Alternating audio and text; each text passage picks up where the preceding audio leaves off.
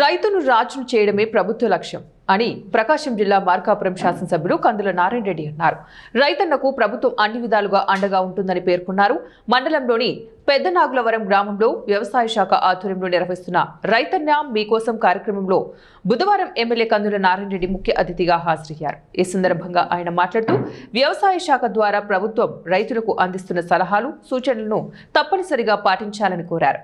ప్రణాళికాబద్ధంగా పంటలను సాగు చేస్తే అధిక దిగుబడులు సాధించే అవకాశం ఉంటుందని తెలిపారు. ఖరీఫ్, రబీ సీజన్లలో నేల స్వభావాన్ని బట్టి రైతన్నలు ఏ పంటలను సాగు చేసుకోవాలనే అంశాలపై అధికారులు ఇస్తున్న సలహాలు, సూచనలు పాటించాలని తెలిపారు. రైతన్నలకు ఎన్డీఏ ప్రభుత్వం అందిస్తున్న సేవలను, రాయితీ పథకాలను వివరించారు. ఈ కార్యక్రమంలో తెలుగుదేశం నాయకులు, వ్యవసాయ శాఖ సిబ్బంది పాల్గొన్నారు. నాగులవరం గ్రామంలో చేస్తా ఉన్నాం. మీకు అధికారులు చెప్పింది పూర్తిగా అర్థమైంది అనుకుంటారు.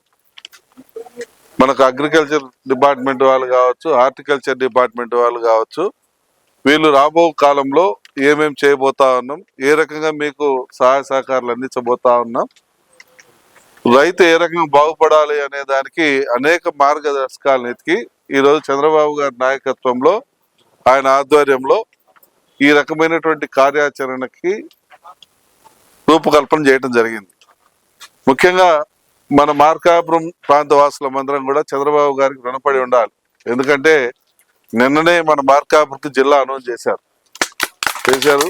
మన ప్రాంతం ప్రజల యొక్క చిరకాల కోరికైనటువంటి ఈ జిల్లాని ఆయన గతంలో మార్కాపురం వచ్చి ఆయన జన్మదినం రోజున నేను జిల్లా ఇస్తాను, మీకు న్యాయం చేస్తానని ఏ మాట అయితే చెప్పాడో ఆ మాట కట్టుబడి 1.5 సంవత్సర కాలంలోనే ఈ రోజు మనకు ఆ నిర్ణయం అనేది రావటం జరిగింది.